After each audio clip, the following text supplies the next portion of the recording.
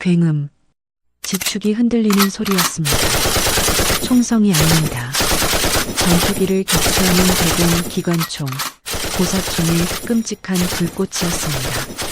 제 눈앞에서 30년 지기 친구 리명철 동지가 서 있었습니다. 그들이 친구를 향해 쇠뭉치 탄환을 쏟아부었을 때 저는 눈을 감지 못했습니다. 안이감을 시간조차 없을 정도로 형체가 순식간에 사라졌고 남아나지 않았습니다. 친구의 몸이 폭발하듯 사라졌습니다. 땅바닥에는 피와 살점이 뒤섞여 흩날렸습니다. 인간이 저렇게 파괴될 수 있다는 것을 저는 68년 평생 처음 봤습니다. 숨소리조차 낼 수 없었습니다. 얼마나 충격적이었는지 바지에 살짝 저릴 정도로 몰랐습니다. 제가 느낀 것은 오직 하나, 다음은 내 차례다. 는 극도의 공포였습니다. 저는 노동당 최고위 간부였지만 그 순간 저는 짐승보다 못한 도살장의 먹잇감이었습니다. 충성, 명분, 애국심? 그런 건 다 개소리였습니다. 김정은 왕조 앞에서 당신은 언제든 형체도 없이 사라질 미물일 뿐입니다. 친구가 마지막에 저를 보며 속삭이던 그 말. 살아남아. 이 지옥의 끝을 알려야 해. 그건 저에게 준 유언이 아니라 저를 살리기 위한 마지막 경고였습니다. 전투기와 헬기를 잡는 고사총으로 총살을 시킨다는 건 그야말로 그 광경을 지켜본 사람이라면 벌벌 떨 수밖에 없는 충격적 장면이었습니다. 그 뒤 몇 달 동안 충격에서 벗어나지 못하다가 내 자신이 그 끔찍한 대상이 되고 싶지 않아 중대한 결심을 했습니다. 김정은에게 굽신거리며 살았던 노동당 최고 간부가 살아남기 위해 어떤 처절한 도박을 벌였는지, 그리고 나도 곧 죽을지 모른다는 공포가 어떻게 탈북의 불씨가 될 수 있는지, 지금부터 생존을 건 한 남자의 비겁하면서도 처절한 이야기를 공개합니다. 단 1초도 눈을 뗄 수 없을 것입니다.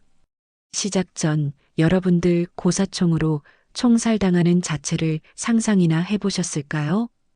이건 직접 보지 않고는 상상도 안 됩니다. 죽은 사람 옷 조각 하나 남지 않으니까요. 이건 정말 소름 끼치고 끔찍한 일입니다. 이런 끔찍한 일이 비일비재한 곳이 바로 저 김정은 체제의 북조선입니다. 많은 사람들이 김정은의 잔인하고 극악무도한 실제 모습을 알아야 합니다. 이 영상을 다른 사람들도 많이 볼 수 있도록 꼭 댓글을 달아주세요. 악마 김정은, 김정은 실체, 북한 현실, 뭐든 좋습니다. 대한민국 젊은 세대에게 많이 알려졌으면 하는 바람입니다. 우리 어르신들이 직접 나서주셔야 합니다. 꼭 댓글 남겨주시기 바랍니다. 그럼 지금 이야기 시작합니다. 저는 차영우입니다. 68세 평양 노동당 재정격리부 부부장이었습니다. 40년이요. 제 인생 전부를 김씨 왕조의 금고를 지키는 일에 바쳤죠. 수백만 달러가 오가는 특각 자금 운반부터 시작해서 해외 비자금 관리, 핵개발 프로그램의 뒷돈 처리까지 모든 것이 제 손을 거쳐갔습니다. 겉으로 보면 화려했어요. 평양 중심가의 특각 아파트에 살았고 전용 차량도 있었으며 해외 출장도 자유롭게 다닐 수 있었습니다. 하지만 그 화려함 뒤에는 끝없는 공포가 도사리고 있었죠.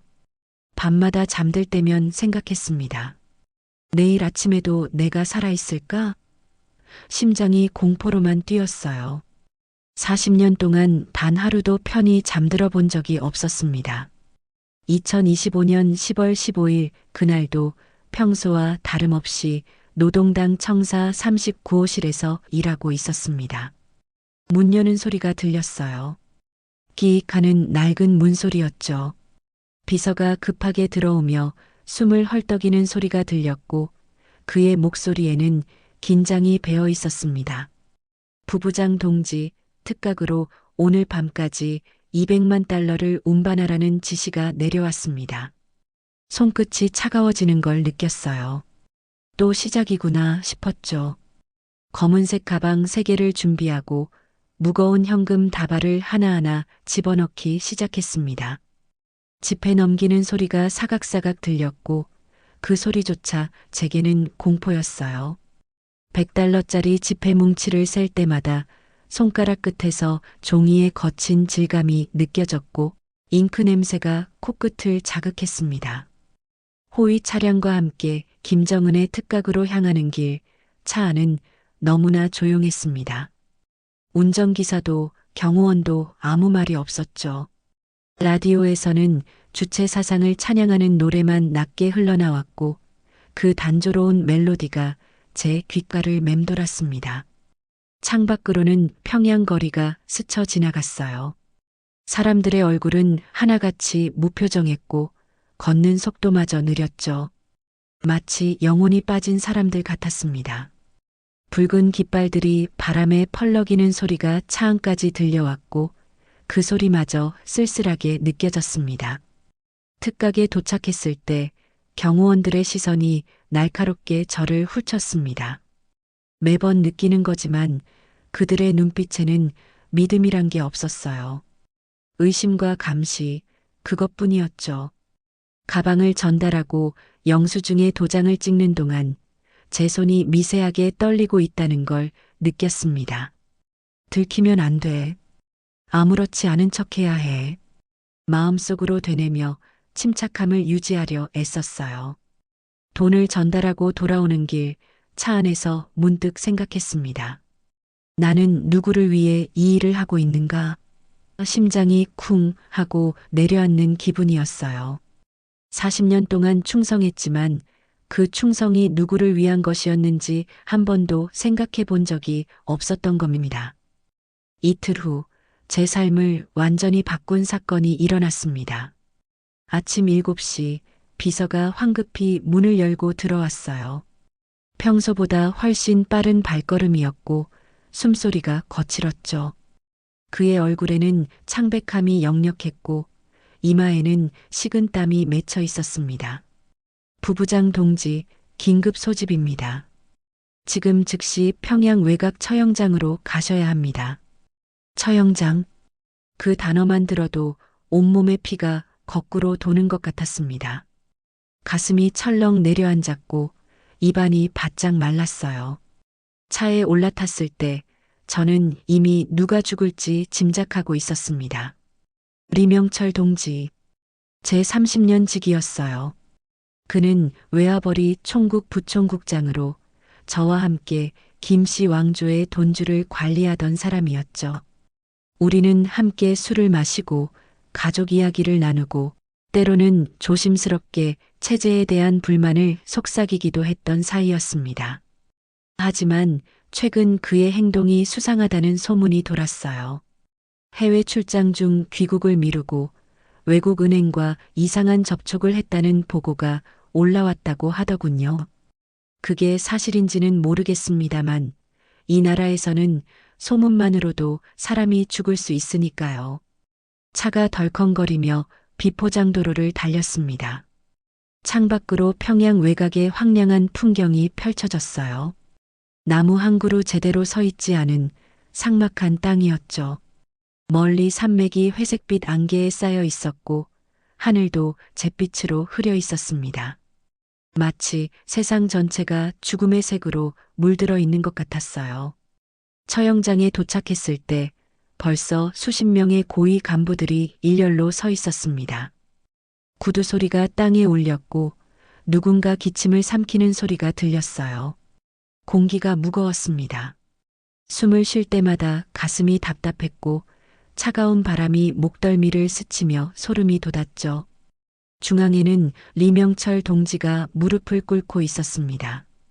그의 얼굴은 피투성이었고 눈은 부어서 거의 뜨지 못할 정도였어요. 입술은 갈라져 있었고 숨소리조차 가빴습니다.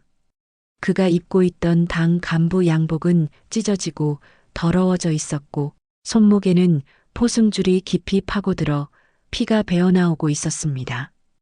국가보위성 감찰국장 오진혁이 단상에 올라섰어요.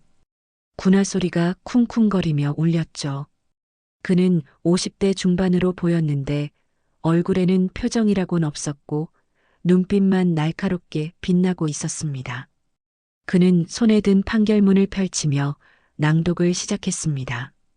반당반영명 분자 리명철은 수령님의 은덕을 배신하고 외화를 횡령하였으며 적국과 내통하여 조국을 팔아먹으려 했다. 이에 최고 형벌인 총사령을 집행한다. 오진혁의 목소리는 차가웠습니다. 감정이라고는 조금도 없는 기계 같은 목소리였어요. 마치 일기예보를 읽는 것처럼 담담했죠. 그 무감정한 목소리가 처형장에 울려 퍼지는 동안 바람 하나 불지 않았고 새 한 마리 울지 않았습니다. 집행 명령이 떨어졌습니다. 총을 든 군인이 리명철 동지의 뒤에 섰어요. 찰칵 하는 노릿에 당기는 소리가 들렸습니다. 그 소리가 이렇게 크게 들린 적이 없었어요. 마치 천둥 소리처럼 제 귓가에 울렸고 심장은 멈춘 것처럼 조여왔습니다. 탕! 총성이 울렸습니다. 귀가 먹먹해졌죠. 리명철 동지의 몸이 천천히 앞으로 쓰러졌습니다. 쿵! 하는 둔탁한 소리와 함께 그의 몸이 마른 땅에 닿았어요. 피가 땅에 스며들면서 검붉은 얼룩을 만들었고 주변은 너무나 조용했습니다. 바람조차 불지 않았죠.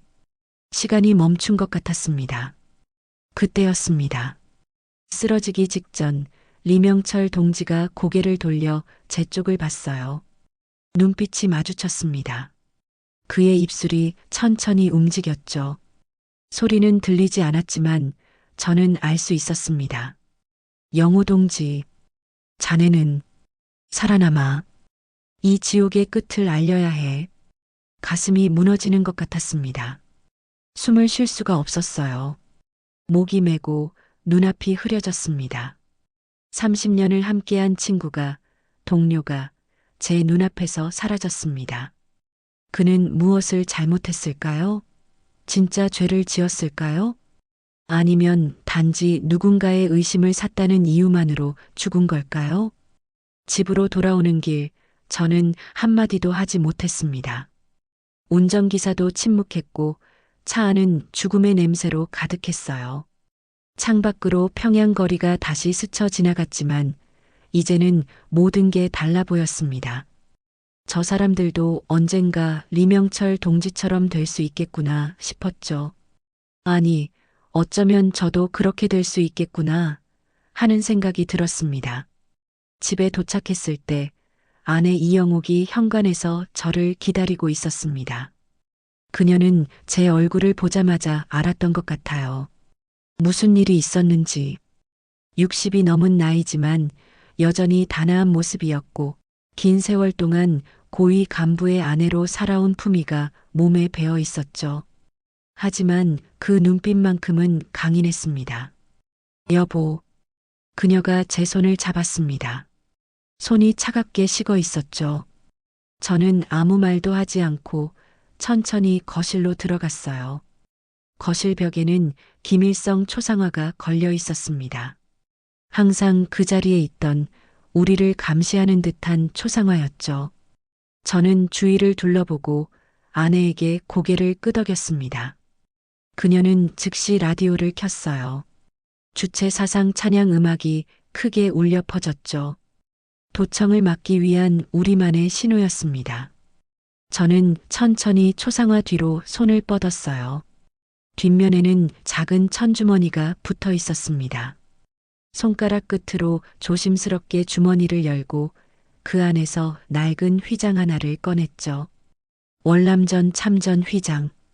저희 아버지께서 남기신 유일한 유품이었습니다. 휘장을 손바닥에 올려놓았을 때 묵직한 무게감이 느껴졌어요. 금속의 차가운 감촉이 손에 전해졌고 오래된 세월의 흔적이 그 표면에 새겨져 있었습니다. 아버지는 1968년 북한군 소속으로 월남전에 파병되셨습니다. 그곳에서 싸우다 오른쪽 다리에 총상을 입고 돌아오셨죠. 평생 절뚝거리며 걸으셨지만 아버지는 단 한 번도 불평하지 않으셨어요. 하지만 아버지는 전쟁이 끝난 뒤 이상한 말씀을 자주 하셨습니다. 술을 드시고 나면 특히 그러셨죠. 영호야, 진짜 적은 따로 있단다. 우리를 전쟁터로 보낸 놈들, 그놈들이 진짜 적이야. 당시엔 무슨 말씀인지 이해하지 못했어요. 오히려 무서웠죠. 그런 말씀을 하시면 안 된다고, 누가 들으면 큰일 난다고 말씀드렸습니다. 하지만 지금은 알 것 같았습니다. 아버지께서 무슨 말씀을 하시려 했는지. 휘장 뒷면에는 작은 글씨가 새겨져 있었어요. 자유 38선 희망, 이건 단순한 기념품이 아니었습니다. 탈출 신호였죠. 아버지께서 언젠가 이 순간이 올 거라고 예견하셨던 걸까요? 저는 휘장을 꼭 쥐었습니다. 손 안에서 금속의 차가운 감촉이 느껴졌어요. 심장이 다시 뛰기 시작했습니다. 이번엔 공포가 아니었어요. 결단의 심장 박동이었죠. 아내가 제 어깨에 손을 올렸습니다. 여보, 우리 이제 어떻게 해야 하죠? 그녀의 목소리가 떨리고 있었어요. 저는 그녀의 손을 잡고 낮은 목소리로 말했습니다. 우리는 나갑니다. 이 지옥에서 나가는 거요. 그날 밤 저는 결심했습니다. 40년간 지켜온 체제를 이제는 무너뜨리겠다고. 리명철 동지의 마지막 눈빛이 계속 떠올랐어요. 살아남아. 이 지옥의 끝을 알려야 해. 그래요. 저는 살아남을 겁니다. 그리고 이 체제의 진실을 세상에 알릴 겁니다. 김정은 왕조의 핵개발 자금 장부, 그 비밀 문서들이 제 사무실 금고에 있었습니다. 거기에는 북한이 어떻게 국제 제재를 피해 돈을 빼돌렸는지, 어떤 나라와 은밀한 거래를 했는지, 누가 얼마를 받았는지 모든 것이 낱낱이 기록돼 있었어요. 다음 날 새벽, 아직 해가 뜨기 전이었습니다. 저는 사무실로 향했어요. 복도는 텅 비어 있었고 형광등 불빛만 희미하게 깜빡거렸죠. 전등이 지직거리는 소리가 조용한 복도에 울려 퍼졌고 제 발소리조차 너무 크게 들리는 것 같았습니다. 금고 앞에 섰을 때 손이 떨렸습니다. 비밀번호를 누르는 손가락이 미세하게 흔들렸어요. 삐삐삐 버튼 누르는 소리가 조용한 사무실에 울렸습니다. 찰칵 금고 문이 열렸어요. 그 안에는 수십 건의 장부와 문서들이 빼곡히 들어 있었습니다. 저는 조심스럽게 장부를 꺼내 복사기 앞에 놓았어요. 복사기 작동 소리가 웅웅거리며 울렸죠. 한 장, 두 장, 세 장. 문서가 천천히 복사되는 동안 저는 귀를 쫑긋 세우고 주위를 살폈습니다. 혹시 누가 오는 발소리는 없는지, 문 여는 소리는 없는지. 심장이 쿵쾅거렸어요. 1시간이 지나고 2시간이 지났습니다. 마침내 모든 문서의 복사가 끝났어요. 저는 USB를 컴퓨터에 꽂고 파일들을 하나하나 옮겼습니다. 파일 전송 소리가 띠리릭, 띠리릭 들렸죠. 진행바가 천천히 채워지는 걸 보면서 저는 계속 문 쪽을 쳐다봤습니다. 복사가 완료되자 저는 USB를 빼내 기밀성 배지 안쪽에 숨겼습니다. 배지 뒷면을 열고 USB를 넣은 뒤 다시 조심스럽게 닫았어요. 누가 봐도 평범한 배지처럼 보였죠. 원본 장부는 다시 금고에 넣고 금고 문을 닫았습니다. 찰칵 잠기는 소리가 들렸어요. 모든 것이 끝났습니다. 창밖을 보니 동이 트고 있었어요. 평양의 하늘이 회색빛으로 물들어가고 있었죠. 새벽 공기가 차갑게 창문을 타고 스며들어왔고 멀리서 닭 우는 소리가 희미하게 들렸습니다. 저는 배지를 만지작거리며 생각했습니다. 이제 시작이다.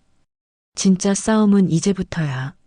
이틀 후 저는 러시아 외화벌이 특사로 위장하여 평양역에 섰습니다.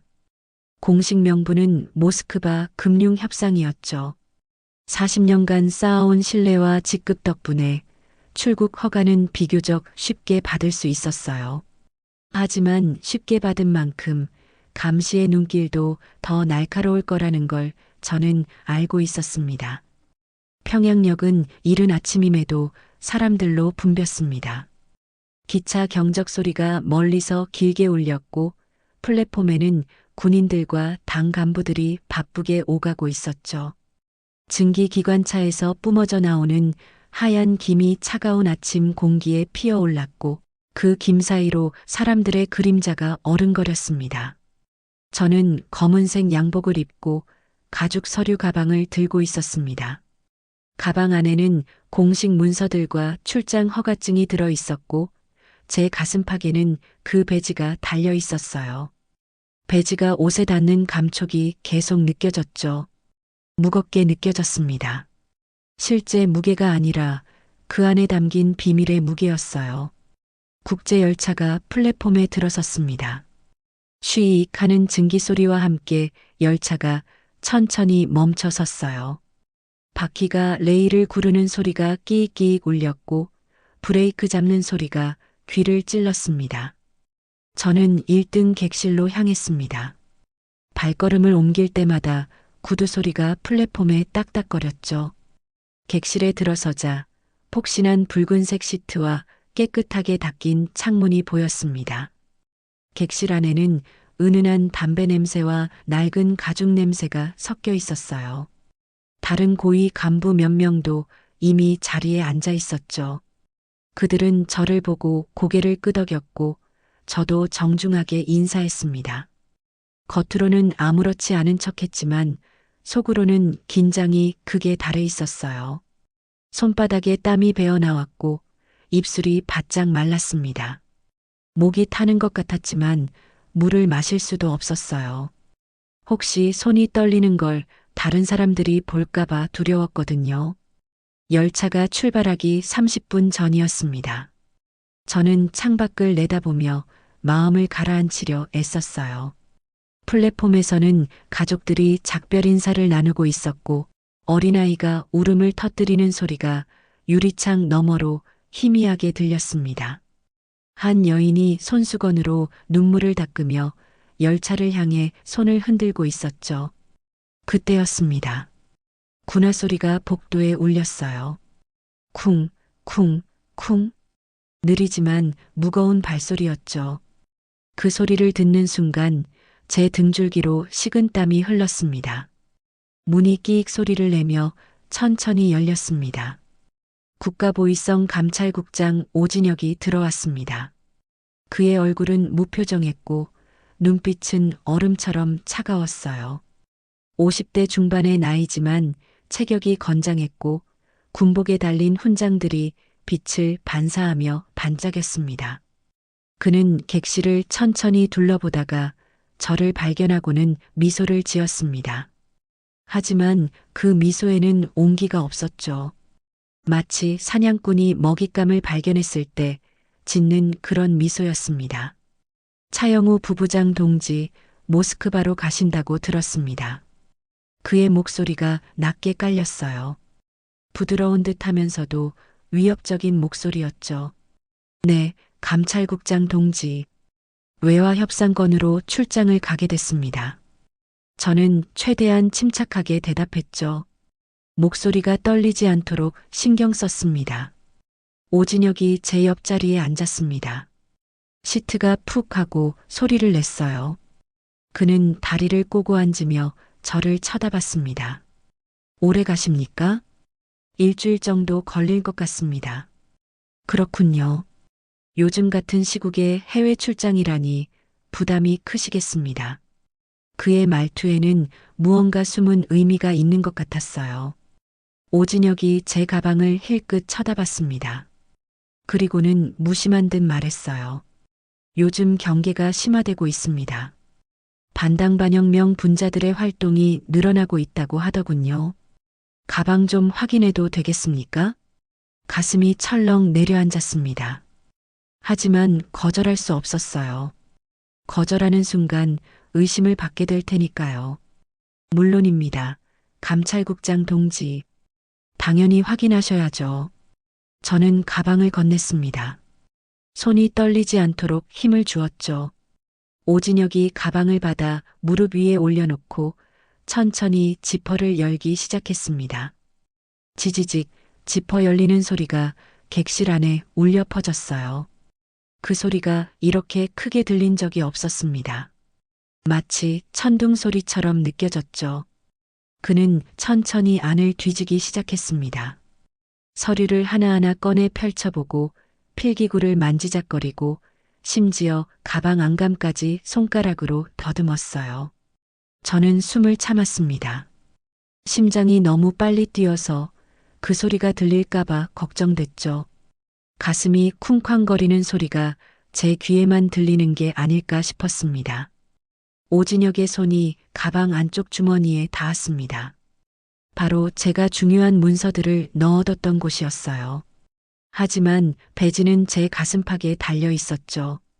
오진혁은 그걸 아직 모르고 있었습니다. 그가 주머니를 뒤지는 동안 저는 조용히 손을 가슴팍으로 가져갔습니다. 배지를 살짝 만졌어요. 아직 거기 있었습니다. 오진혁이 가방을 닫았습니다. 지퍼를 닫는 소리가 다시 지지직 울렸죠. 문제없군요. 차영우 동지. 그는 가방을 돌려주며 말했습니다. 저는 가방을 받아들며 최대한 자연스럽게 웃으려 애썼어요. 감사합니다. 감찰국장 동지. 당연한 절차니까요. 하지만 오진혁은 일어서지 않았습니다. 그는 저를 똑바로 쳐다보며 한참 동안 말이 없었어요. 그 침묵이 영원처럼 길게 느껴졌습니다.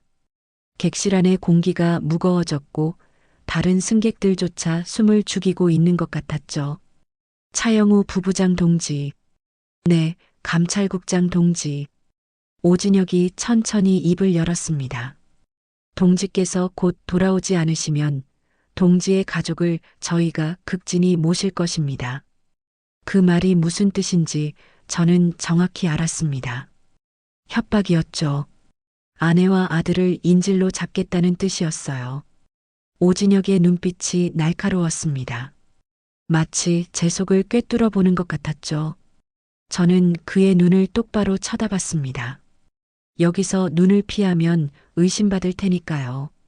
저는 언제나 조국을 생각합니다. 감찰국장 동지. 40년간 그래왔고 앞으로도 그럴 것입니다. 오진혁이 천천히 일어섰습니다. 시트에서 일어설 때 가죽이 삐걱거리는 소리가 났어요. 그럼 좋은 여행 되십시오. 차영우 동지. 조국은 동지를 기다리고 있을 것입니다. 그는 문을 열고 나갔습니다. 문이 쿵 하고 닫히는 소리가 울렸어요. 저는 그제야 긴장이 풀렸습니다. 온몸에 힘이 빠졌고 등에서 식은땀이 줄줄 흘렀어요. 손을 보니 미세하게 떨리고 있었죠. 옆자리에 앉아있던 다른 간부가 낮은 목소리로 말했습니다. 오진혁 동지는 요즘 의심이 많아지셨어요. 조심하십시오. 차영우 동지. 저는 고개를 끄덕였습니다. 고맙습니다. 열차 경적이 길게 울렸습니다. 삐익. 출발 신호였어요. 열차가 천천히 움직이기 시작했습니다. 덜컹 덜컹 바퀴가 레일을 구르는 소리가 규칙적으로 들렸죠. 평양역이 점점 멀어졌습니다. 저는 창밖을 내다봤어요. 평양의 건물들이, 거리들이, 사람들이 시야에서 하나씩 사라졌습니다. 과연 저는 다시 이곳으로 돌아올 수 있을까요? 아니, 돌아오고 싶을까요? 돌아온다면 그건 아내를 데리러 올 때뿐일 거라는 생각이 들었습니다. 열차는 계속 북쪽으로 달렸습니다. 객실 안은 조용했고 다른 승객들은 대부분 졸고 있었어요. 창밖으로는 황량한 들판이 끝없이 펼쳐졌고 멀리 산맥이 희미하게 보였습니다. 하늘은 여전히 회색빛이었고 해는 구름에 가려 제대로 빛을 내지 못하고 있었죠. 저는 가슴팍의 배지를 다시 만졌습니다. 조금만 더 버티면 돼. 마음속으로 되뇌었죠. 2시간쯤 지났을까요? 열차가 잠시 멈춰 섰습니다. 국경 검문소였어요. 군인들이 열차에 올라와 승객들의 신분증을 검사하기 시작했습니다. 구두 소리가 복도에 울렸고 군인들의 낮은 목소리가 객실문 너머로 들려왔죠. 제 차례가 왔습니다. 젊은 군인이 제 신분증을 받아들고 자세히 살폈어요. 차영호, 재정경리부 부부장. 그는 중얼거리며 신분증과 제 얼굴을 번갈아 봤습니다. 출장 목적이 뭡니까? 모스크바 금융협상입니다. 허가증을 보여주십시오. 저는 가방에서 출장 허가증을 꺼냈어요. 종이가 바스락거리는 소리가 들렸죠. 군인이 허가증을 확인하고 다시 저를 쳐다봤습니다. 한참을 그렇게 바라보더니 그는 신분증과 허가증을 돌려줬어요. 통과하십시오. 저는 서류를 받아들고 고개를 끄덕였습니다. 수고하십니다. 군인이 다음 승객에게로 갔고 저는 조용히 한숨을 내쉬었어요. 또 하나의 관문을 통과한 겁니다. 열차가 다시 출발했습니다. 이제 북한 국경을 벗어나 러시아로 향하고 있었어요. 창밖으로는 더욱 황량한 벌판이 펼쳐졌고 멀리 산맥이 어둠 속에 잠겨가고 있었습니다. 하늘은 점점 어두워졌고 별들이 하나둘 나타나기 시작했죠. 저는 가만히 앉아 생각했습니다. 이영옥, 당신은 잘 있소? 우리 아들은? 아내의 얼굴이 떠올랐어요. 그녀는 제가 떠날 때 아무 말도 하지 않았습니다. 그저 제 손을 꼭 잡고 눈물을 참으며 고개만 끄덕였죠. 여보, 당신을 믿어요. 꼭 살아 돌아와요. 그녀의 마지막 말이 귓가에 맴돌았습니다. 저는 창밖을 보며 다짐했어요. 꼭 당신을 데리러 올 겁니다. 조금만 기다리시오. 열차는 밤새 달렸습니다. 저는 한숨도 자지 못했어요. 밤마다 꾸던 악몽이 이번에는 현실이 될 수도 있다는 생각 때문이었죠. 창밖으로는 어둠만 펼쳐져 있었고 가끔씩 작은 마을의 불빛이 반짝이다 사라졌습니다. 동이 트기 시작했습니다. 하늘이 조금씩 밝아지면서 러시아의 광활한 땅이 모습을 드러냈어요. 평양과는 전혀 다른 풍경이었습니다.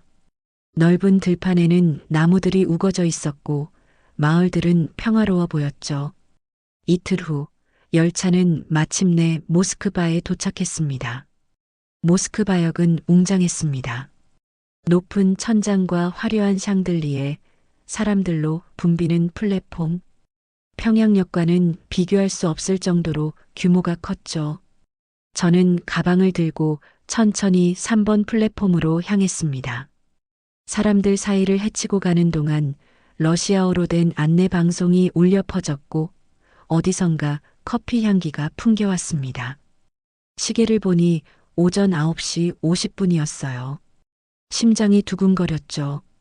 3번 플랫폼에 도착했을 때 한 남자가 벤치에 앉아 신문을 읽고 있었습니다. 그는 검은색 코트를 입고 있었고 옆에는 종이컵에 담긴 커피 한 잔이 놓여 있었어요. 김이 모락모락 피어오르고 있었죠. 저는 그 옆 벤치에 앉았습니다. 가방을 무릎 위에 올려놓고 주위를 둘러봤어요. 혹시 오진혁이나 그의 부하들이 따라왔을까 싶어서였죠. 잠시 후 그 남자가 신문을 넘기며 말했어요. 평양은 춥습니까? 암호였습니다. 저는 대답했어요. 모스크바보다는 따뜻합니다. 그가 신문을 접고 천천히 고개를 돌려 저를 쳐다봤습니다. 30대 중반으로 보이는 남자였고 눈빛이 날카로웠어요. 김현우입니다. 국정원 해외팀 차영호입니다. 우리는 악수를 나눴어요. 그의 손은 따뜻했고 악수는 단호했죠. 오랜만에 느껴보는 진심 어린 악수였습니다. USB를 가지고 오셨습니까? 네, 하지만 이건 복사본입니다. 진짜 원본은 평양에 있어요. 김현우의 표정이 굳어졌습니다. 평양에? 네. 제 아내 이영옥이 가지고 있습니다. 저는 배지를 떼어내 그에게 건넸습니다. 김현우가 배지를 받아 주머니에 넣었어요. 잘하셨습니다. 차영호 선생님. 하지만 원본이 평양에 있다면 우리는 작전을 변경해야 합니다. 알고 있습니다. 제 아내를 구출해야 해요. 그녀 없이는 이 계획이 완성되지 않습니다. 김현우가 고개를 끄덕였습니다. 알겠습니다. 본부에 연락하겠습니다. 하지만 선생님, 지금 당장은 안전한 곳으로 이동해야 합니다. 오진혁이 선생님을 감시하고 있을 가능성이 큽니다. 바로 그때였습니다. 멀리서 군화 소리가 들렸어요. 쿵, 쿵, 쿵. 익숙한 소리였죠. 저는 뒤를 돌아봤습니다. 오진혁이 플랫폼 끝에 서 있었습니다. 그리고 그의 뒤에는 북한 보위부 요원 4명이 따라오고 있었어요. 우리를 찾아낸 겁니다. 김현우 씨, 우리 빨리 가야 합니다. 이쪽입니다. 김현우가 제 팔을 잡고 반대편 출구로 뛰기 시작했습니다. 우리는 사람들 사이를 헤치며 달렸고 뒤에서는 오진혁의 고함 소리가 들렸어요. 차영호, 멈춰라. 반역자. 하지만 저는 멈추지 않았습니다. 이제 돌아갈 수 없었어요. 40년의 충성은 끝났고 이제 새로운 삶이 시작되는 겁니다. 김현우와 저는 모스크바역 지하 통로로 뛰어들었습니다. 계단을 내려가는 발소리가 콩콩 울렸고 뒤에서는 오진혁 일당의 발소리도 점점 가까워지고 있었어요. 숨이 가빴습니다. 68세의 나이에 이렇게 뛰는 건 너무 힘들었죠. 가슴이 터질 것 같았고 다리는 후들거렸습니다. 조금만 더 차영우 선생님, 조금만 더 버티세요. 김현우가 제 팔을 잡고 끌다시피 했어요. 지하 통로는 어두웠고 형광등이 깜빡거리며 희미한 빛을 내고 있었습니다. 복도 양쪽 벽에서는 물이 뚝뚝 떨어지는 소리가 들렸고 쥐 냄새 같은 게 코를 찔렀어요. 김현우가 갑자기 오른쪽 통로로 꺾었습니다. 이쪽입니다. 우리는 좁은 통로를 따라 달렸고 저 멀리 출구의 빛이 보였어요. 하지만 뒤에서는 오진혁의 목소리가 메아리처럼 울려 퍼지고 있었습니다. 차영호, 도망쳐봤자 소용없다. 내 아내는 이미 우리 손에 있어. 그 말을 듣는 순간 가슴이 철렁 내려앉았습니다. 이영호, 아내. 하지만 멈출 수 없었어요. 여기서 잡히면 모든 게 끝나니까요. 우리는 출구로 뛰쳐나왔습니다. 눈부신 햇살이 쏟아졌고 찬바람이 얼굴을 때렸어요. 김현우가 손을 들어 택시를 불렀습니다. 노란색 택시 한 대가 급브레이크를 밟으며 우리 앞에 섰죠. 타세요, 빨리. 우리는 택시에 뛰어 올랐고 김현우가 러시아어로 운전기사에게 뭔가 말했습니다. 택시가 급출발했어요. 타이어가 도로를 긁는 소리가 끼익 울렸고 저는 뒤를 돌아봤습니다. 오진혁과 그의 부하들이 출구로 나와 우리를 쫓아오고 있었어요. 하지만 택시는 이미 저 멀리 달아나고 있었죠. 휴! 저는 한숨을 내쉬며 시트에 몸을 기댔습니다. 온몸이 땀으로 젖어 있었고 심장은 여전히 빠르게 뛰고 있었어요. 김현우가 저를 쳐다봤습니다. 괜찮으십니까? 네, 괜찮습니다. 고맙습니다. 김현우 씨. 오진혁이 따라온 걸 예상 못했습니다. 그가 선생님을 끝까지 감시하고 있었나 봅니다. 그는 저를 의심했어요. 처음부터 택시는 모스크바 시내를 달렸습니다. 창밖으로는 웅장한 건물들이 스쳐 지나갔고 거리에는 자유롭게 걸어다니는 사람들이 보였어요. 평양과는 너무나 다른 풍경이었습니다. 여기서는 아무도 두려워하지 않았죠. 아무도 감시당하지 않았습니다. 20분쯤 달렸을까요? 택시는 한적한 주택가에 멈춰 섰습니다. 김현우가 요금을 지불하고 우리는 작은 아파트 건물로 들어갔어요. 계단을 올라가는 동안 낡은 나무가 삐걱거렸고 벽지는 오래돼서 군데군데 벗겨져 있었습니다. 3층에 있는 한 집 문을 열고 들어갔습니다. 작지만 깨끗한 원룸이었어요. 창문으로는 모스크바 거리가 내려다 보였고 책상 위에는 노트북과 무전기가 놓여 있었습니다. 여기가 우리 안가옥입니다. 당분간 여기서 지내셔야 합니다. 김현우가 저를 의자에 앉히고 물 한 잔을 건넸어요. 저는 물을 벌컥벌컥 마셨습니다. 목이 타는 것 같았거든요. 차영호 선생님, 이제 우리는 선생님의 부인을 구출해야 합니다. 하지만 쉽지 않을 겁니다. 오진혁이 이미 그녀를 감시하고 있을 테니까요. 알고 있습니다. 하지만 방법이 있어요. 저는 주머니에서 작은 종이 한 장을 꺼냈습니다. 거기에는 암호가 적혀 있었어요. 이건 제 아내와 약속한 암호입니다. 이걸 평양의 특정 장소에 남기면 아내가 그걸 보고 움직일 겁니다. 김현우가 종이를 받아들고 자세히 봤습니다. 자유의 다리에서 해가 뜨기 전에. 무슨 뜻입니까? 대동강에 있는 옛 다리예요. 우리 부부가 젊었을 때 자주 산책하던 곳이죠. 아내는 이 암호를 보면 그곳으로 올 겁니다. 하지만 선생님은 평양에 갈 수 없습니다. 오진혁이 모든 국경을 봉쇄했을 거예요. 제가 갈 필요는 없습니다. 평양에 있는 우리 요원이 이걸 전달하면 돼요. 김현우가 고개를 끄덕였습니다. 알겠습니다. 본부에 즉시 연락하겠습니다. 그는 노트북을 켜고 암호화된 통신으로 서울 본부와 연결했어요. 키보드 두드리는 소리가 타닥타닥 울렸고 화면에는 한글과 숫자들이 빠르게 지나갔습니다. 잠시 후 본부에서 답신이 왔습니다. 평양 현지 요원이 움직일 수 있답니다. 사흘 안에 암호를 전달하고 부인을 안전하게 빼낼 계획을 세우겠다고 합니다.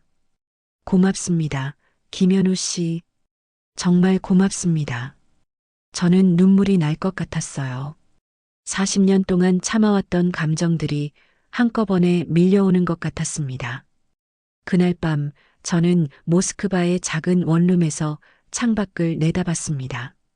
거리에 불빛들이 반짝이고 있었고 사람들은 자유롭게 밤거리를 걷고 있었어요. 아무도 감시당하지 않았고 아무도 두려워하지 않았습니다. 이영옥, 조금만 더 견뎌요. 내가 곧 당신을 데리러 갈 겁니다. 저는 창문에 이마를 대고 평양 하늘을 떠올렸습니다. 그곳에서는 지금 무슨 일이 벌어지고 있을까요? 같은 시각, 평양. 제 아내 이영옥은 집에서 가택연금을 당하고 있었습니다. 문 밖에는 보이부 요원 2명이 지키고 있었고 전화선은 끊겨 있었어요. 하지만 이영옥은 두려워하지 않았습니다. 60이 넘은 나이지만 그녀는 젊었을 때보다 더 강인해져 있었죠. 거실에 앉아있던 이영옥은 벽에 걸린 김일성 초상화를 쳐다봤습니다. 그리고는 조용히 일어나 초상화 뒤로 손을 뻗었어요. 남편이 숨겨둔 월남전 휘장은 이미 사라진 상태였지만 그 자리에는 다른 것이 숨겨져 있었습니다. 작은 USB, 원본 장부가 담긴 USB였어요. 남편 차영호는 복사본만 가지고 갔고 진짜 원본은 이영옥에게 맡긴 겁니다. 그녀는 그 USB를 꺼내 저고리 안감에 조심스럽게 꿰맸어요. 바느질하는 소리가 사각사각 들렸고 그녀의 손놀림은 빠르고 정확했습니다. 문을 두드리는 소리가 들렸습니다. 쿵쿵쿵. 이영옥 동무 나오시오. 오진혁의 목소리였어요. 이영옥은 침착하게 저고리를 입고 문을 열었습니다. 오진혁이 보이부 요원 넷을 데리고 들어섰어요. 앉으시오. 이영옥 동무. 오진혁이 소파를 가리켰습니다. 이영옥은 태연하게 앉았죠. 무슨 일이십니까? 감찰국장 동지. 남편이 도주했소. 당신도 알고 있을 거요. 도주라뇨? 제 남편은 출장을 갔습니다. 모스크바 금융 협상 때문에요. 오진혁이 냉소를 지었습니다. 금융 협상? 웃기는 소리 마시오. 당신 남편은 국가 기밀을 빼돌려 반역을 꾀하고 있소. 그리고 당신도 공범이요. 이영옥은 전혀 동요하지 않았습니다. 오히려 오진혁을 똑바로 쳐다보며 말했어요. 증거가 있습니까? 감찰국장 동지. 증거 없이 고위 간부의 가족을 함부로 대하는 건 당 규율에 어긋나는 일 아닙니까? 오진혁의 얼굴이 굳어졌습니다. 이영옥의 배짱에 당황한 거였죠.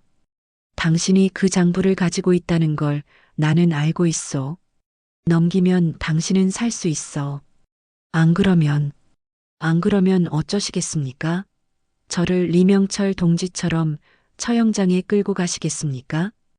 이영옥의 목소리에는 두려움이 없었습니다. 오히려 조롱하는 듯한 어조였어요. 오진혁이 자리에서 벌떡 일어섰습니다. 당신 아들도 우리 손에 있소. 아들이 죽는 걸 보고 싶소? 그 말에 이영옥의 표정이 잠깐 굳어졌습니다. 하지만 곧 다시 침착함을 되찾았어요. 제 아들은 아무 죄가 없습니다. 당신들이 아들을 건드리면 그건 명백한 규율 위반이에요. 저는 당 중앙에 직접 호소할 겁니다. 오진혁은 화가 나서 주먹을 쥐었지만 함부로 할 수 없었습니다. 이영옥은 40년간 고위 간부의 아내로 살아온 사람이었고 당내 인맥도 있었거든요. 좋소. 하지만 당신은 이 집에서 한 발짝도 나갈 수 없소. 감시는 더 강화될 거요. 오진혁이 문을 박차고 나갔습니다. 쿵 하는 소리와 함께 문이 닫혔어요. 이영옥은 창문으로 다가가 밖을 내다봤습니다. 보이부 요원들이 집 주변을 에워싸고 있었어요. 하지만 그녀는 미소를 지었습니다.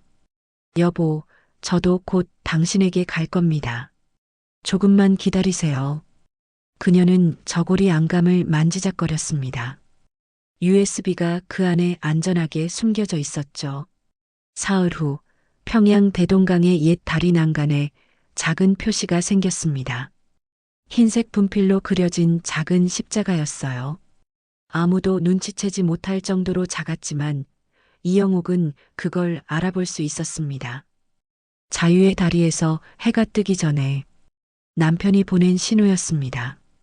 이영옥은 그날 밤 보이부 요원들의 감시를 피할 계획을 세우기 시작했습니다. 이영옥은 사흘 동안 철저히 계획을 세웠습니다. 보이부 요원들의 교대 시간을 파악하고 집 뒤편의 작은 창문을 통해 탈출할 루트를 머릿속에 그렸어요. 새벽 4시 교대 시간에 10분 정도 공백이 생긴다는 걸 알아냈죠. 그 10분이 유일한 기회였습니다. 하지만 탈출하기 전에 해결해야 할 문제가 하나 있었어요. 아들이었습니다. 차민호 35살의 아들은 평양의과대학에서 의사로 일하고 있었는데 오진혁이 그를 감시하고 있다는 걸 이영옥은 알고 있었어요. 아들을 먼저 안전하게 해야 해. 이영옥은 며칠 전부터 병이 났다고 거짓말을 했습니다. 음식을 먹지 않고 얼굴을 창백하게 만들고 기침을 해댔어요. 보이부 요원들도 처음엔 의심했지만 점점 그녀가 정말 아픈 것처럼 보이기 시작했죠. 의사를 불러야 하는 것 아니오? 한 요원이 다른 요원에게 말했습니다. 이영옥 동무가 죽으면 우리가 책임져야 해. 감찰국장 동지한테 보고해야겠어. 이영옥은 속으로 미소를 지었습니다. 계획대로였어요. 다음 날 아들 차민호가 집에 왔습니다. 보이부 요원의 감시하에 어머니를 진찰하러 온 거였죠. 문이 열리고 아들이 들어섰을 때 이영옥은 침대에 누워 있었어요. 어머니, 민호가 급하게 다가왔습니다. 그의 손에는 의료 가방이 들려 있었고 얼굴에는 걱정이 가득했어요. 괜찮으세요? 민호야. 이영옥이 약한 목소리로 대답했습니다. 보이부 요원이 문 밖에 서서 지켜보고 있었죠. 민호는 청진기를 꺼내 어머니의 심장 소리를 들었습니다. 그때였어요. 이영옥이 아들의 손을 꼭 쥐며 손바닥에 작은 종이 한 장을 쥐어줬습니다. 민호는 깜짝 놀랐지만 표정을 감추고 자연스럽게 주머니에 넣었어요. 혈압이 좀 낮으시네요. 약을 처방해 드리겠습니다. 민호가 일부러 크게 말했습니다. 보이부 요원에게 들으라는 듯이요. 그리고는 가방에서 약을 꺼내 어머니에게 건넸어요. 진찰이 끝나고 민호가 집을 나설 때 이영옥은 아들의 뒷모습을 바라봤습니다. 잘 가거라, 아들아. 우리 곧 만날 거야. 민호는 집을 나와 화장실로 갔습니다. 그리고 주머니에서 종이를 꺼내 읽었어요. 민호야, 어머니는 아버지를 찾아 떠난다. 너도 조심해서 국경을 넘어라. 중국 단둥에서 만나자. 김현우라는 사람을 찾아라. 우리를 도와줄 거다. 어머니가 사랑한다. 민호의 손이 떨렸습니다. 어머니가 탈출하신다고? 아버지가 이미 북한을 떠나셨다고? 그는 종이를 찢어 변기에 버리고 물을 내렸습니다. 그리고 거울을 보며 다짐했어요. 어머니, 저도 반드시 따라가겠습니다. 그날 밤 새벽 3시 50분, 이영옥은 조용히 침대에서 일어났습니다. 검은색 옷을 입고 저고리 안감에 USB가 안전하게 꿰매져 있는지 확인했어요. 그리고는 작은 가방 하나를 챙겼습니다. 가방 안에는 최소한의 옷가지와 약간의 돈이 들어 있었죠. 새벽 4시 정각, 교대 시간이었습니다. 문 밖에서 발소리가 들리고 요원들이 서로 인사하는 소리가 희미하게 들려왔어요. 이영옥은 숨을 죽이고 기다렸습니다. 5분이 지났습니다. 이제 움직여야 했어요. 그녀는 집 뒤편의 작은 창문을 조심스럽게 열었습니다. 끼익 하는 소리가 작게 났지만 다행히 아무도 눈치채지 못했어요. 창문 밖으로 몸을 빼내는 건 쉽지 않았습니다. 60이 넘은 나이에 이런 고개를 하다니. 하지만 포기할 수 없었죠. 그녀는 천천히 창문을 넘어 밖으로 나왔습니다. 발끝으로 땅을 디딘 순간 안도의 한숨이 나왔어요. 하지만 아직 끝난 게 아니었습니다. 뒷골목을 따라 조용히 걸었습니다. 평양의 새벽은 고요했어요. 가로등 불빛만 희미하게 거리를 비추고 있었고 멀리서 개 짖는 소리만 들렸죠. 그녀는 그림자처럼 움직이며 대동강을 향해 갔습니다. 30분쯤 걸었을까요? 대동강의 옛 다리가 보였어요. 다리 위로 물 한 개가 피어오르고 있었고 강물 흐르는 소리가 잔잔하게 들렸습니다. 이영옥은 다리 난간으로 다가가 흰색 십자가 표시를 찾았어요. 있었습니다. 그 작은 표시가 그녀를 기다리고 있었죠. 이영옥 동지, 뒤에서 낮은 목소리가 들렸습니다. 이영옥은 깜짝 놀라 돌아봤어요. 한 남자가 서 있었습니다. 30대 초반으로 보이는 남자였고 얼굴에는 긴장감이 역력했어요. 누구십니까? 저는 박철수입니다. 김현우 팀장이 보냈습니다. 당신을 안전하게 국경까지 모셔가라는 임무를 받았어요. 김현우, 국정원. 이영옥이 안도의 한숨을 쉬었습니다. 남편이 보낸 사람이구나. 빨리 가야 합니다. 오진혁이 곧 당신이 사라진 걸 알아챌 겁니다. 박철수가 이영옥의 가방을 들고 다리 아래로 내려갔어요. 거기에는 작은 배 한 척이 숨겨져 있었습니다. 그들은 배에 올라탔고 박철수가 노를 저어 강을 건너기 시작했죠.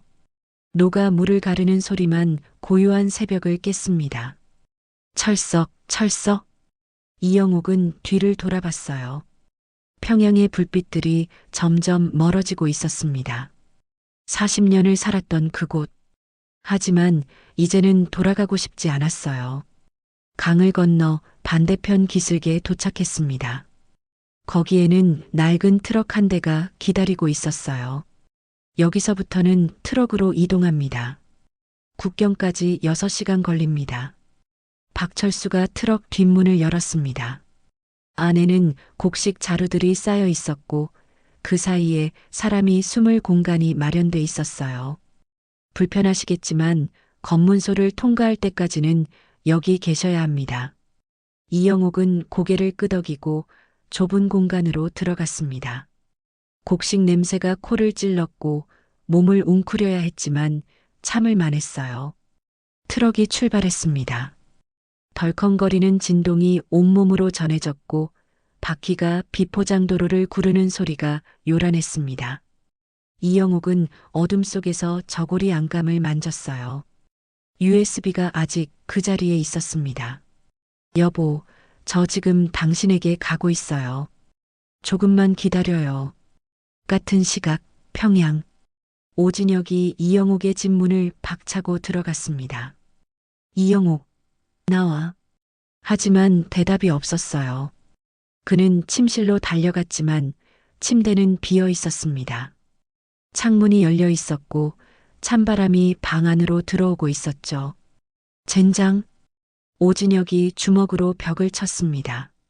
벽에서 회가 우수수 떨어졌어요. 감찰국장 동지, 어떻게 하시겠습니까? 부하가 조심스럽게 물었습니다. 국경을 봉쇄해. 지금 당장. 그리고 아들 차민호를 잡아들여. 그놈도 분명히 도망칠 생각일 거야. 부하들이 급히 움직였습니다. 하지만 이미 늦었어요. 이영옥은 트럭을 타고 국경을 향해 달리고 있었고 아들 민호도 다른 루트로 탈출을 준비하고 있었으니까요. 트럭은 6시간 동안 쉬지 않고 달렸습니다. 중간에 검문소를 2번 통과했지만 박철수는 위조 서류를 이용해 무사히 넘어갔어요. 마침내 트럭이 멈춰섰습니다. 이영옥 동지, 도착했습니다. 박철수가 뒷문을 열었어요. 햇빛이 쏟아져 들어왔고 이영옥은 눈을 가늘게 뜨며 밖으로 나왔습니다. 압록강이 눈앞에 펼쳐져 있었습니다. 강 건너편은 중국이었어요. 자유가 저 너머에 있었습니다. 저 강을 건너면 중국입니다. 거기서 김현우 팀장이 기다리고 계십니다. 고맙습니다. 박철수 동지. 당신은 어떻게 하실 겁니까? 저는 다시 평양으로 돌아가야 합니다. 아직 할 일이 남았거든요.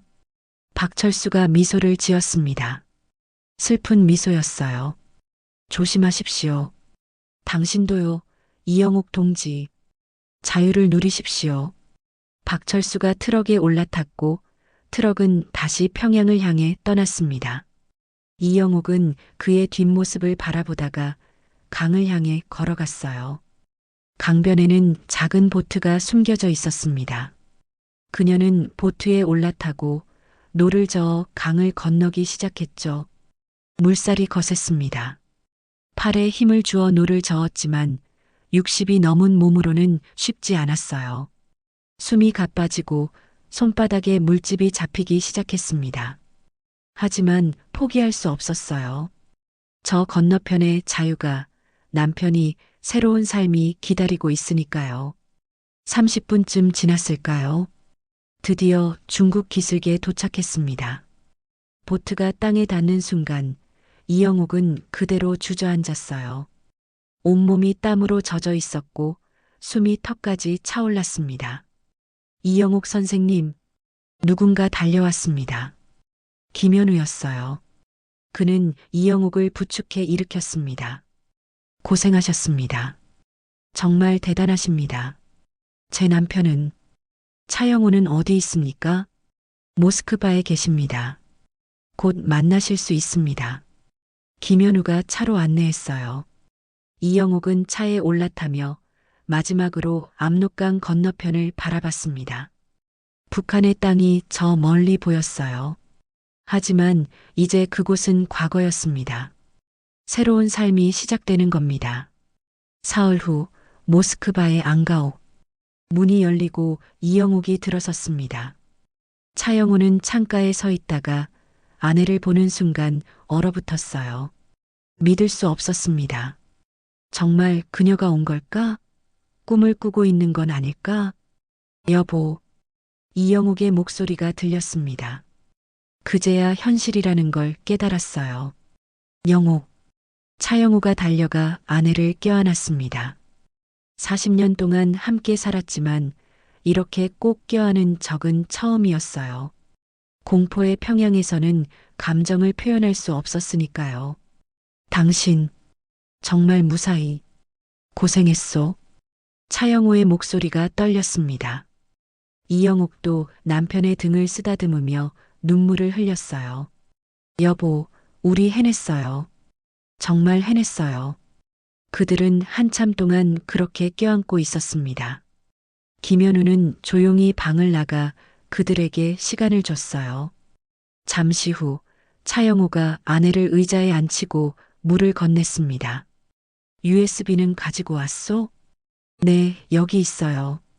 이영옥이 저고리 안감을 풀고 USB를 꺼냈습니다. 차영우는 그걸 받아들고 한참 동안 바라봤어요. 이 작은 것 하나가 김정은의 왕조를 무너뜨릴 수 있는 거요. 여보, 우리 아들은 어떻게 됐을까요? 민호는 다른 루트로 탈출하고 있다고 들었소. 곧 여기로 올 겁니다. 걱정 마시오. 차영우가 아내의 손을 꼭 잡았습니다. 그날 저녁 김현우가 노트북을 들고 들어왔어요. 차영우 선생님, 이영옥 선생님, 이제 USB의 내용을 분석할 시간입니다. 본부에서 분석팀이 대기하고 있습니다. 차영우가 USB를 김현우에게 건넸습니다. 김현우는 USB를 노트북에 꽂고 암호화된 통신으로 서울 본부와 연결했어요. 파일들이 화면에 나타났습니다. 수백 개의 문서와 장부 사진들. 모두가 북한의 비밀 자금 흐름을 보여주는 증거들이었죠. 이건 대단합니다. 김현우가 감탄했어요. 여기 보십시오. 북한이 어떻게 중국 은행을 통해 돈을 빼돌렸는지, 어떤 러시아 기업과 거래했는지, 누가 얼마를 받았는지 모두 기록돼 있습니다. 이건 핵폭탄급 정보입니다. 차영우가 화면을 바라보며 말했습니다. 저는 40년 동안 이 체제의 금고를 지켰습니다. 하지만 이제 그 금고를 부숴버릴 겁니다. 분석팀은 밤새 작업했어요. 다음 날 아침 결과가 나왔습니다.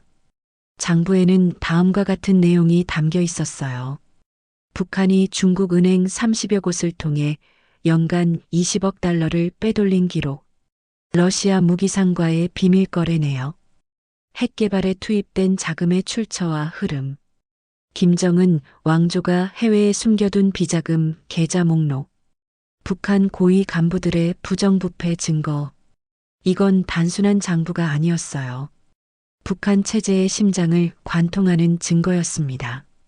이 정보를 공개하면 국제사회가 북한에 대한 제재를 더욱 강화할 겁니다. 김현우가 말했습니다.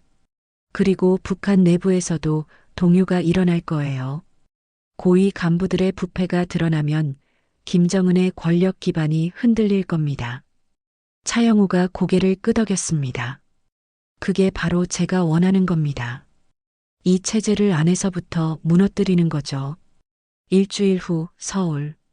차영우와 이영옥 부부는 국정원 보호하에 서울에 도착했습니다. 아들 민호도 무사히 중국을 거쳐 한국에 입국했어요. 인천공항에 내렸을 때 차영우는 한국의 공기를 깊이 들이마셨습니다. 자유의 공기였어요. 평양의 답답한 공기와는 전혀 달랐습니다. 여보, 우리 정말 여기 왔어요. 대한민국에 왔어요. 이영옥이 남편의 팔을 잡으며 말했습니다. 그녀의 눈에는 눈물이 맺혀 있었어요. 국정원은 그들을 안전가옥으로 안내했습니다. 서울 외곽의 조용한 주택이었는데 경호원들이 24시간 지키고 있었죠. 그날 밤 차영우는 창밖을 내다봤습니다. 서울의 불빛들이 반짝이고 있었어요.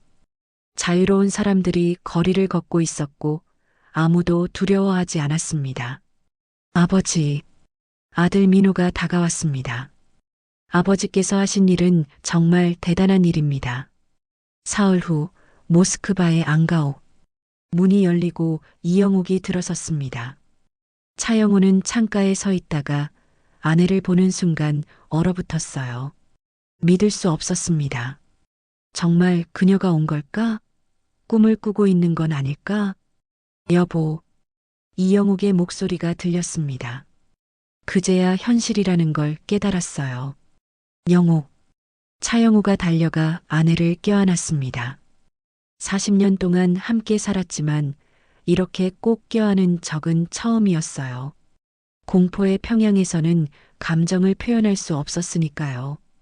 벽에도 귀가 있고 초상화 뒤에도 감시의 눈이 있는 곳이었죠. 당신, 정말 무사히 고생했소. 차영호의 목소리가 떨렸습니다. 이영옥도 남편의 등을 쓰다듬으며 눈물을 흘렸어요. 여보, 우리 해냈어요. 정말 해냈어요. 그들은 한참 동안 그렇게 껴안고 있었습니다. 김현우는 조용히 방을 나가 그들에게 시간을 줬어요. 잠시 후 차영호가 아내를 의자에 앉히고 물을 건넸습니다. 이영옥은 물을 마시며 숨을 고르고 저고리 안감을 풀기 시작했어요. 바느질을 조심스럽게 뜯어내자 그 안에서 작은 USB가 나왔습니다. 여보, 원본 장부예요. 당신이 복사한 것보다 훨씬 더 많은 내용이 담겨 있어요. 차영우는 그 USB를 받아들고 한참 동안 바라봤습니다. 손바닥만 한 이 작은 물건 하나가 40년간의 비밀을 담고 있었어요. 이영옥 선생님, 정말 대단하십니다. 김현우가 다시 들어오며 말했습니다. 평양에서 보위부 감시를 뚫고 탈출하시다니 상상도 못할 일입니다. 이제 본부에 보고하고 선생님들을 안전하게 한국으로 모셔가겠습니다. 제 아들은요? 민호는 어떻게 됐습니까? 이영옥이 급하게 물었습니다. 다른 루트로 이동 중입니다. 중국을 거쳐 일주일 내로 한국에 도착할 예정입니다. 이영옥이 안도의 한숨을 쉬었어요. 김현우가 노트북을 꺼냈습니다.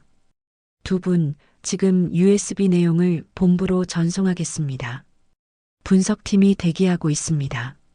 차영우가 USB를 김현우에게 건넸습니다. 김현우는 USB를 노트북에 꽂고 암호화된 통신으로 서울 본부와 연결했어요. 키보드 두드리는 소리가 타닥타닥 울렸고 화면에는 한글과 숫자들이 빠르게 지나갔습니다. 파일들이 화면에 나타났습니다. 수백 개의 문서와 장부 사진들이었어요. 모두가 북한의 비밀 자금 흐름을 보여주는 증거들이었죠. 이건 엄청난 자료입니다. 김현우가 화면을 보며 감탄했습니다. 여기 보십시오. 북한이 어떻게 중국 은행을 통해 돈을 빼돌렸는지, 어떤 러시아 기업과 거래했는지, 누가 얼마를 받았는지 모두 기록돼 있습니다. 이 자료만 있으면 국제사회가 북한 제재를 훨씬 효과적으로 집행할 수 있습니다. 차영우가 화면을 바라보며 말했습니다. 저는 40년간 이 숫자들을 관리했습니다. 매번 장부를 작성할 때마다 가슴이 아팠어요. 이 돈이면 함경도 탄광촌 어린이들에게 1년치 급식을 제공할 수 있는데 그 생각을 하면 펜을 들 수가 없었죠. 하지만 멈출 수 없었습니다. 멈추는 순간 리명철 동지처럼 총살당할 테니까요. 선생님께서 목숨 걸고 가져오신 이 자료는 반드시 의미 있게 사용될 겁니다. 김현우가 진지하게 말했습니다. 파일 전송이 완료됐습니다. 이제 서울로 출발하겠습니다. 내일 새벽 비행기입니다. 다음 날 새벽 모스크바 공항. 차영우와 이영옥은 김현우의 안내로 조용히 공항으로 향했습니다. 새벽 4시였고 공항은 한산했어요. 여권입니다.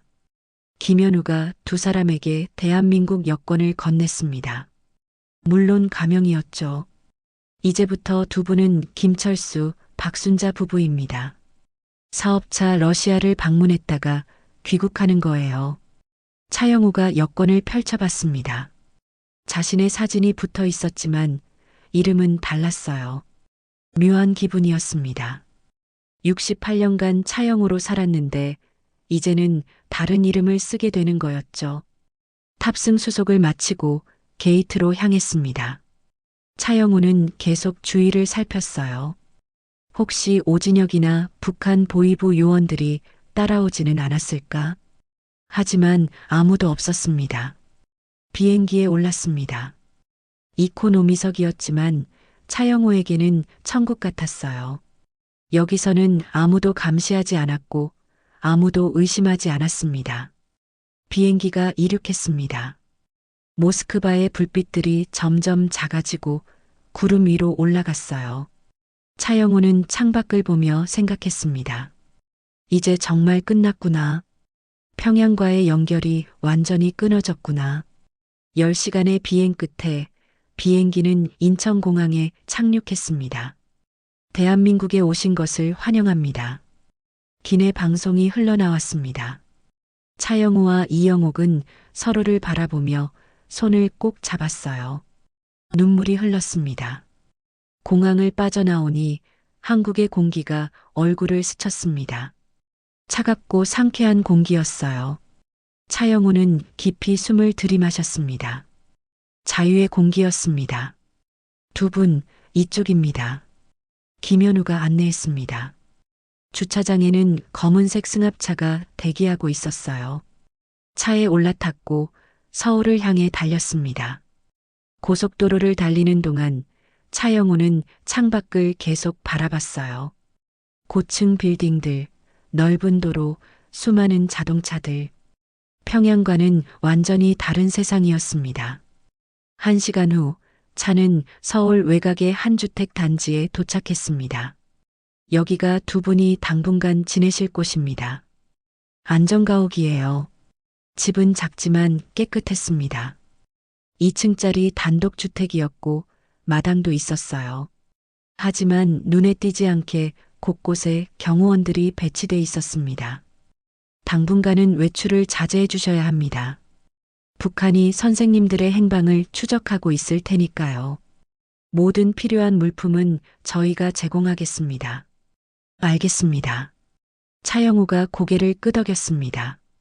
김현우가 떠나고 차영우와 이영옥은 처음으로 둘만의 시간을 가졌습니다.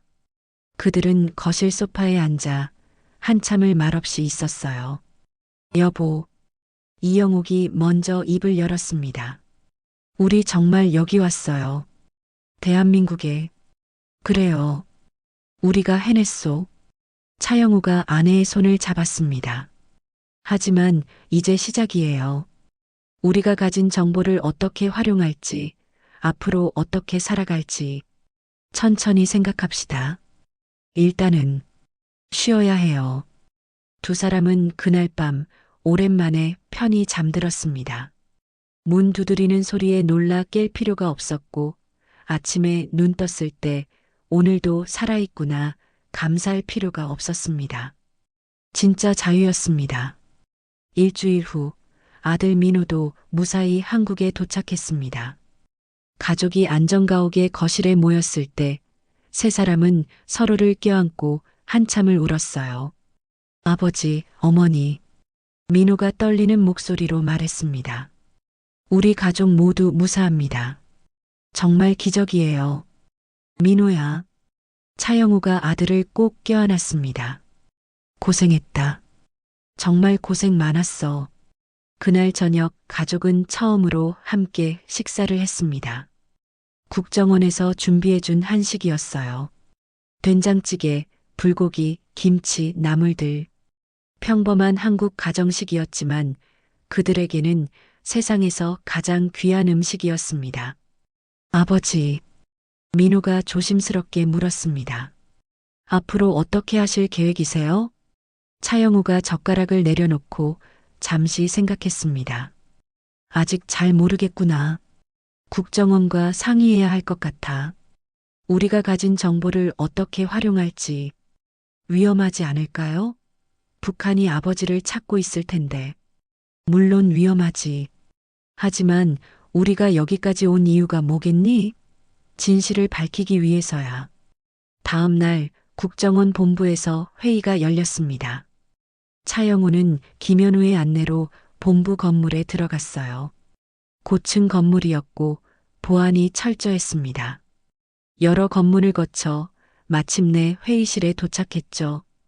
회의실에는 국정원 고위 관계자들이 모여 있었습니다. 차영우 선생님, 어서 오십시오.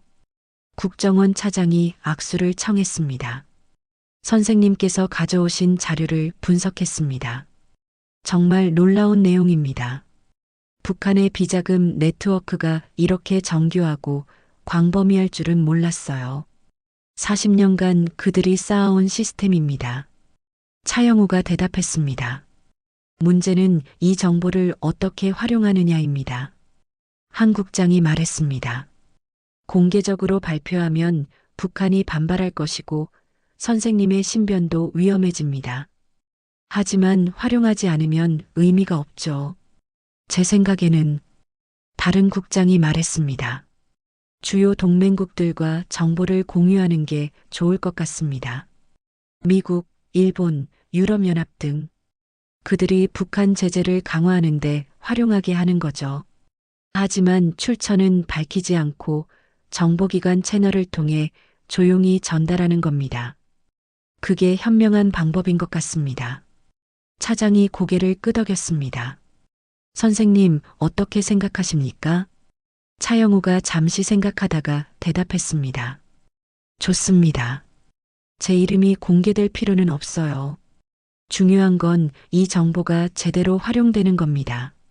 북한의 불법 자금 흐름을 차단하고 제재가 실효성을 갖도록 하는 것. 그게 제가 원하는 겁니다. 알겠습니다. 그렇게 진행하겠습니다. 한 가지 더 여쭙고 싶습니다. 차영우가 말했습니다. 제가 탈북자들을 돕는 일을 할 수 있을까요? 물론 조용히 눈에 띄지 않게요. 가능합니다. 오히려 권장하고 싶습니다. 선생님 같은 고위 탈북자의 경험은 다른 탈북자들에게 큰 도움이 될 겁니다. 회의가 끝나고 차영우는 복도를 걸으며 창밖을 바라봤습니다. 서울의 하늘이 맑고 푸르렀어요.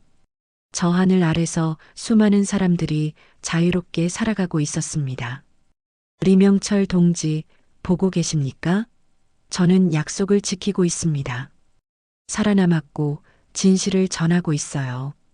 6개월이 지났습니다. 차영우가 제공한 정보는 조용히 하지만 강력하게 활용되고 있었습니다. 미국 재무부는 북한과 거래한 중국 은행 16곳을 제재 대상에 올렸습니다. 유럽연합은 북한 관련 의심 계좌 40여 개를 동결했어요. 일본은 북한 자금 세탁에 연루된 기업들을 조사하기 시작했습니다. 물론 언론에는 공개되지 않았습니다. 정보기관들 사이에서만 조용히 공유됐죠. 차영우의 이름도 철저히 비밀로 유지됐습니다. 차영우는 서울 생활에 적응하고 있었습니다. 정부에서 제공한 아파트로 이사했고 새로운 신분증도 받았어요. 이름은 김철수였습니다. 평범한 이름이었죠. 아침에 일어나 운동을 하고 오후에는 탈북자 지원 NGO에서 조용히 자원봉사를 했습니다. 물론 자신이 고위 탈북자라는 사실은 밝히지 않았어요. 그저 북한에서 온 사람으로만 소개됐습니다. NGO 사무실에서 차영우는 새로 온 탈북자들을 만났습니다. 한국 생활이 어떻습니까? 차영우가 20대 젊은 탈북자에게 물었습니다. 어려워요. 모든 게 낯설고 사람들 말도 빨라서 못 알아듣겠어요. 천천히 적응하면 됩니다. 저도 처음에는 그랬어요. 형님은 언제 오셨어요? 1년 전쯤이요. 차영호는 자신의 신분을 숨기고 평범한 탈북자처럼 행동했습니다. 하지만 그의 조언은 깊이가 있었어요. 40년간 체제 내부에서 일한 경험이 녹아 있었죠. 형님, 한 가지 물어봐도 돼요? 그럼요. 북한은 변할 수 있을까요? 차영우가 잠시 생각하다가 대답했습니다. 변할 겁니다. 시간이 걸리겠지만 진실은 결국 승리하니까요. 1년이 지났습니다. 차영우는 이제 한국 생활에 완전히 적응했어요. 아내 이영옥과 아들 민호와 함께 평범하게 살고 있었습니다. 민호는 한국 의사 면허를 취득하기 위해 시험 준비를 하고 있었고, 이영옥은 집에서 탈북 여성들을 위한 요리 교실을 운영하고 있었어요. 어느 가을날 차영우는 남산을 오르고 있었습니다.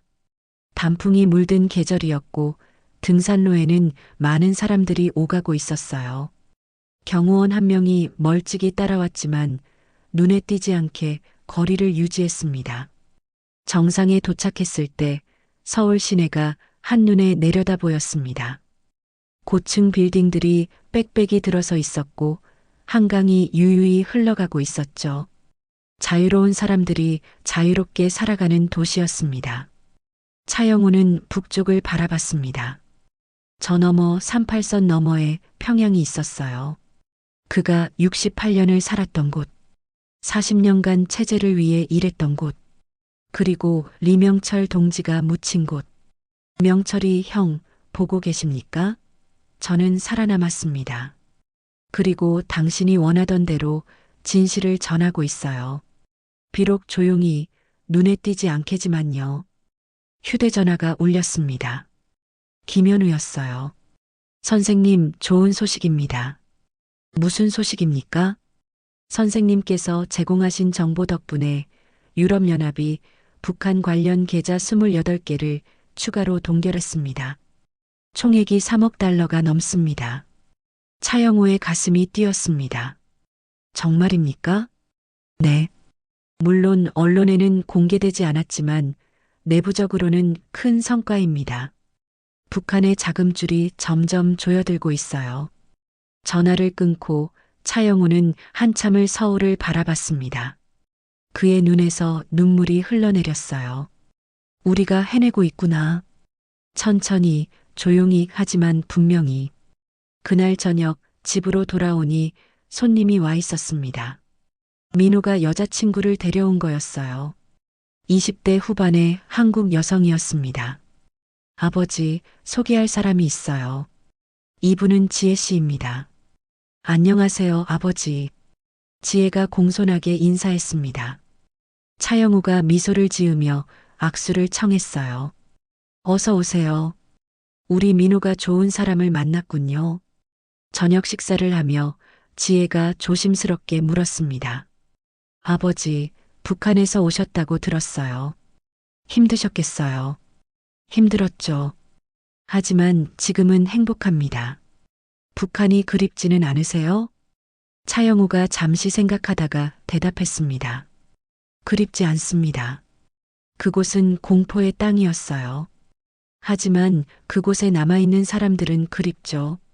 그들도 언젠가 자유를 누리기를 바랍니다.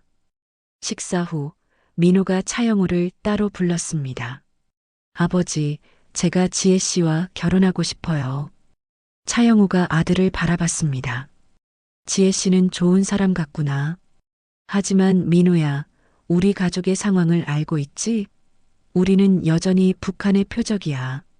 지혜 씨도 위험해질 수 있어. 알고 있어요. 하지만 지혜 씨도 알고 있어요. 제가 다 말했어요. 그래도 괜찮다고 했니? 네. 지혜 씨는 오히려 아버지를 존경한대요. 용감한 분이라고. 차영우가 아들의 어깨를 두드렸습니다. 좋다. 아버지 축복할게. 6개월 후 민호와 지혜의 결혼식이 열렸습니다. 작은 결혼식이었어요. 하객도 많지 않았고 장소도 조용한 예식장이었습니다. 보안상 공개적인 행사는 피해야 했거든요. 하지만 따뜻한 결혼식이었습니다. 차영우는 아들이 행복해하는 모습을 보며 가슴이 벅차올랐어요. 이게 자유구나. 사랑하는 사람과 결혼할 수 있고 가족이 함께 축복할 수 있는 것. 이게 바로 자유야. 결혼식이 끝나고 작은 피로연이 열렸습니다. 차영우는 건배사를 했어요. 오늘 우리 아들 민호가 새 가정을 꾸리게 됐습니다. 저는 68년을 북한에서 살았고 지난 2년은 이곳 대한민국에서 살았습니다. 북한에서는 사랑도 행복도 자유롭지 못했어요. 하지만 여기서는 다릅니다. 여기서는 누구나 사랑할 수 있고 행복을 추구할 수 있습니다. 민호야, 지혜 씨, 행복하게 사세요. 그게 가장 중요한 겁니다. 박수가 터져 나왔습니다. 1년 후 차영우는 할아버지가 됐습니다. 지혜가 건강한 여자아이를 낳았어요. 이름은 지우였습니다. 차영우가 처음 손녀를 안았을 때 눈물이 멈추지 않았습니다. 이 작은 생명이 자유로운 땅에서 태어나 자유롭게 자랄 거라는 게 믿기지 않았어요. 할아버지, 우시면 안 돼요. 지혜가 웃으며 말했습니다. 아니에요. 기쁜 눈물입니다. 차영우가 손녀를 쓰다듬으며 말했습니다. 지우야, 넌 자유로운 땅에서 태어났단다. 할아버지처럼 공포 속에 살 필요가 없어. 내가 원하는 대로 살 수 있어. 그게 얼마나 귀한 건지. 2년이 더 지났습니다. 차영우는 이제 70세가 됐습니다. 탈북한 지 5년이 지났고 한국은 이제 완전히 고향이 됐어요. 손녀 지우는 이제 3살이 됐고 말도 제법 했습니다. 차영우는 손녀와 시간을 보내는 게 가장 행복했어요. 어느 일요일 오후 차영우는 손녀와 함께 한강공원을 걷고 있었습니다. 지우가 비둘기를 쫓아 뛰어다니고 차영우는 그 모습을 흐뭇하게 바라봤어요. 할아버지, 지우가 달려왔습니다. 저기 배 타고 싶어요. 그래, 가자. 차영우가 손녀의 손을 잡고 유람선 선착장으로 갔습니다. 배에 올라 한강을 따라 천천히 움직였어요. 서울의 스카이라인이 아름답게 펼쳐져 있었습니다. 할아버지, 저기 북한이에요? 지우가 북쪽을 가리키며 물었습니다. 응, 저 멀리 너머에 있단다. 할아버지 친구들도 거기 있어요? 차영우가 고개를 끄덕였습니다. 응, 할아버지 친구들이 거기 있어. 언제 만날 수 있어요? 글쎄, 할아버지도 모르겠구나. 하지만 언젠가는 만날 수 있을 거야. 지우가 할아버지의 손을 꼭 잡았습니다. 저도 할아버지 친구들 만나고 싶어요. 차영우가 손녀를 안아 올렸습니다. 그래, 지우야. 내가 크면 만날 수 있을 거야. 그때쯤이면 북한도 변해 있을 거야. 그날 밤 차영우는 일기를 썼습니다. 오늘 손녀 지우와 한강에 갔다. 배를 타고 서울을 바라보는데 감회가 새로웠다. 5년 전만 해도 상상도 못했던 일이다. 나는 70평생을 살았다. 처음 68년은 북한에서, 마지막 5년은 한국에서 살았다. 68년 동안 나는 공포 속에 살았다. 매일 아침 눈을 뜰 때마다 오늘도 살아있구나 감사했다. 하지만 마지막 5년은 달랐다. 나는 진짜로 살았다. 두려움 없이 자유롭게 떳떳하게 살았다. 내가 제공한 정보가 조용히 활용되고 있다는 소식을 듣는다. 북한의 자금줄이 조금씩 조여들고 있다고 한다. 물론 체제가 무너지지는 않았다. 하지만 균열은 생기고 있다. 리명철 동지, 당신이 마지막으로 하신 말씀을 나는 지키고 있습니다. 살아남았고 진실을 전하고 있습니다. 비록 조용히 눈에 띄지 않겠지만 분명히 변화를 만들고 있습니다. 40년의 충성은 끝났습니다. 이제는 자유의 시간입니다. 그리고 이 자유가 언젠가 평양의 모든 사람들에게도 찾아오기를 나는 기도합니다. 차영호는 일기장을 덮고 창밖을 바라봤습니다. 밤하늘에는 별들이 반짝이고 있었어요. 자유의 별들이었습니다. 2024년 가을, 차영호는 여전히 조용히 살고 있습니다. 매주 NGO에서 탈북자들을 돕고 손녀 지우와 시간을 보내고 평범하게 살아가고 있어요. 그의 이름은 여전히 비밀입니다. 김철수라는 가명으로 살고 있죠. 하지만 그가 제공한 정보는 계속 영향을 미치고 있습니다. 국제사회는 북한 제재를 강화하고 있고 불법 자금 흐름을 차단하고 있어요. 물론 완벽하지는 않습니다. 여전히 빠져나가는 구멍들이 있죠. 하지만 확실히 효과를 보고 있습니다. 어느 날 김현우로부터 연락이 왔습니다. 선생님, 만나 뵙고 싶습니다. 차영호는 조용한 카페에서 김현우를 만났습니다. 무슨 일입니까? 좋은 소식입니다. 지난 5년간 선생님께서 제공하신 정보 덕분에 북한의 해외 비자금 중 약 15억 달러가 동결됐습니다. 15억. 차영호가 놀라서 되물었습니다. 네. 물론 북한이 가진 전체 비자금에 비하면 일부지만 상당한 타격입니다. 특히 김정은과 고위 간부들의 개인 자금이 많이 포함돼 있어서 내부적으로 불만이 커지고 있다는 정보도 들어오고 있습니다. 그렇군요. 차영우가 커피를 한 모금 마셨습니다. 선생님께서 뿌린 씨앗이 자라고 있습니다. 천천히지만 분명히. 김현우가 진지하게 말했습니다. 감사합니다. 김현우 씨.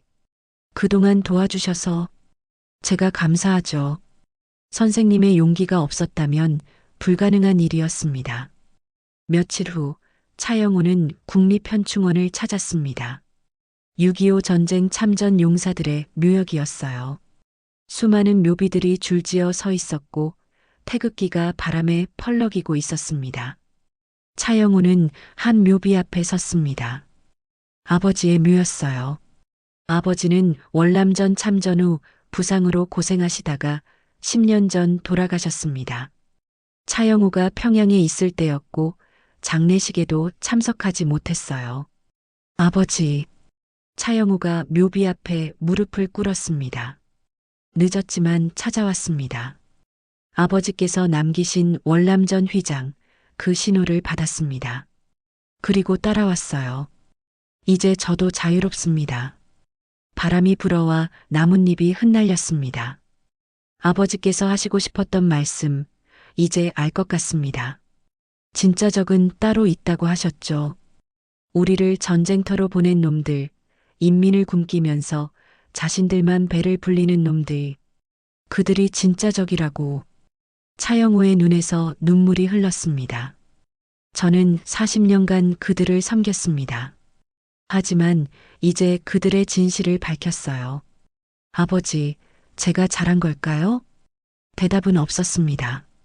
하지만 차영호는 알고 있었어요. 아버지께서 자랑스러워 하실 거라는 걸. 오늘의 이야기는 여기까지입니다. 오늘 이야기 어떠셨나요? 이 영상이 젊은 세대에게도 많이 전파될 수 있도록 꼭 댓글로 소감 남겨주세요. 소감 한 줄이 젊은 세대 10명에게 이 영상이 전달될 수 있습니다. 구독과 좋아요도 마찬가지입니다. 애국한다는 마음으로 꼭 댓글 작성, 구독과 좋아요 눌러주세요.